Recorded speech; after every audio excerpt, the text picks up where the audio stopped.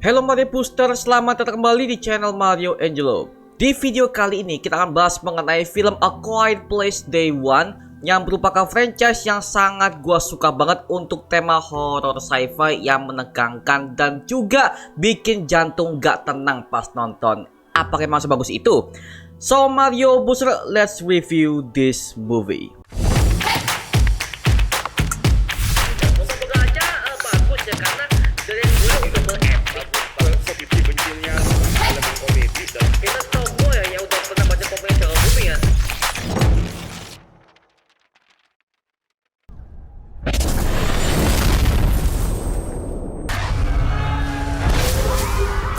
Oke, sebenarnya jujur, gua awalnya nggak tahu mengenai franchise A Quiet Place ini.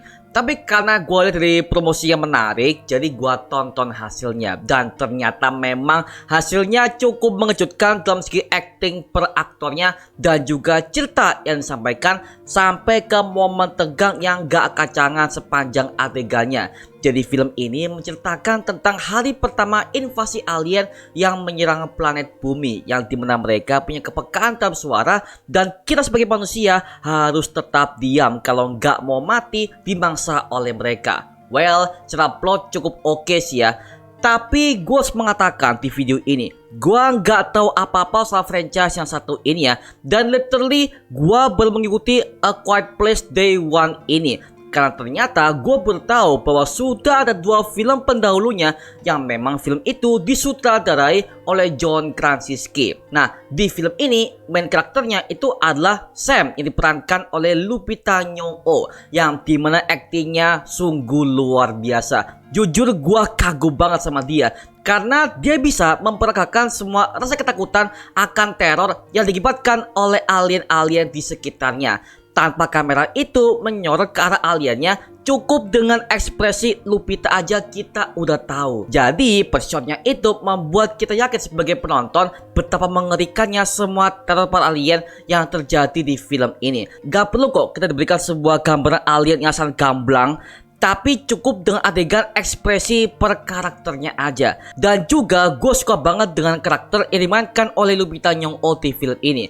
yang dimana dia digambarkan sebagai orang yang putus asa dan dia itu sedang menikmati hari-hari detik-detik kematiannya karena dia sedang mengidap penyakit kanker. Tiba-tiba alien menginvasi dan tentunya dia dipaksa harus survive dengan keadaan yang seperti itu. Namun dia punya satu tujuan yang sebenarnya di awal itu gue itu lihatnya agak absurd ya, yaitu dia pengen beli pizza. Bayangin aja, lu ada di pos apokaliptik di tengah-tengah musibah, lu masih mikirin mau beli makanan. Kan absurd ya. Tapi setelah gue ikutin dari awal, pertengahan sampai ke klimaks akhirnya, gue jadi lebih paham kenapa dia mengincar pizza itu di hari detik-detik kematiannya di tengah bencana tersebut ya.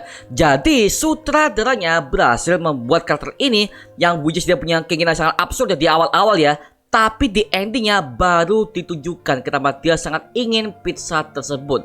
Dan juga gue bisa melihat dari sang sutradaranya dan juga penulis skripnya juga gue bisa melihat dia itu to the point. Jadi nggak lebar kemana-mana dan langsung kepada intinya. Jadi kita sebagai penonton tuh nggak dibuat muter kemana-mana ya, langsung ke arah ke to the pointnya. Jadi gue sebagai penonton ketika gue melihat hal itu langsung merasa tahu dan langsung ingin mengikuti semua alur ceritanya seperti itu ya.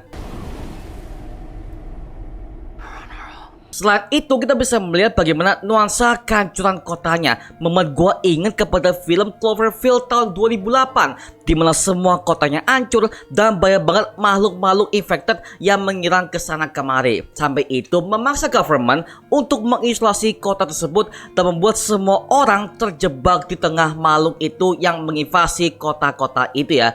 Well, sama halnya dengan di film ini. Cuma minusnya adalah gue belum bisa melihat bagaimana peran government di film yang satu ini karena kita sebagai penonton hanya dibuat merasa ngeri dan juga dibuat hanya dari POV-nya para warga sipil aja. Jadi kita nggak diberikan bagaimana nuansa politiknya dan juga bagaimana para government berusaha untuk menyelamatkan kota. Jadi well, kita hanya sebagai warga sipil biasa yang udah di tengah keputusasaan. Dan itu adalah hal yang sangat lirik banget ketika itu akan berkejadian di kehidupan nyata. Waduh, jangan sampai ya.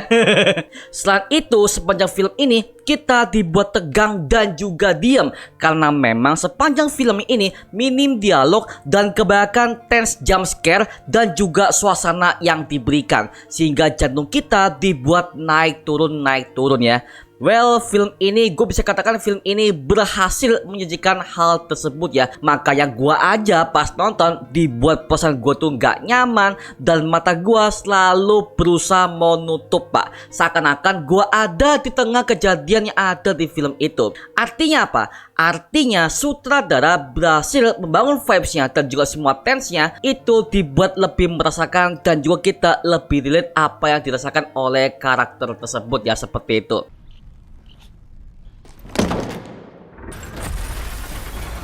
Lalu yang terakhir itu adalah pembangunan musik scoringnya. Nah, biasanya dalam film horor itu musik ini adalah unsur elemen yang utama untuk membangun vibes kesan horornya. Tapi karena film itu hening dan juga nggak boleh ada suara, jadi sangat minim sekali musik yang ada di film yang satu ini. Makanya ketegangan dan juga keheningan inilah yang menjadi senjata utama dalam film A Quiet Place Day One ini ya, seperti itu. Jadi gue sangat suka banget dan gue rencana mau mengikuti semua film sebelumnya karena ya gue belum nonton film yang sebelumnya.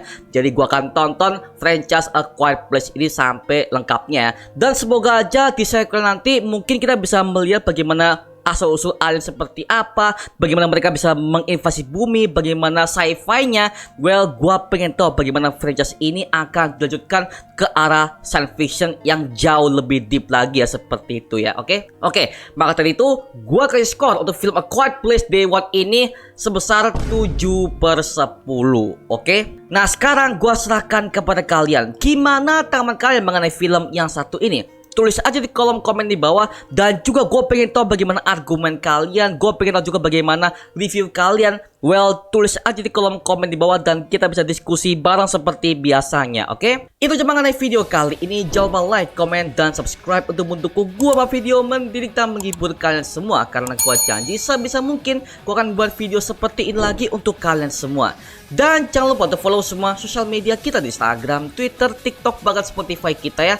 Linknya untuk gue siapkan di kolom deskripsi di bawah. Karena situ kita juga update berbagai macam konten terbaru buat kalian semua.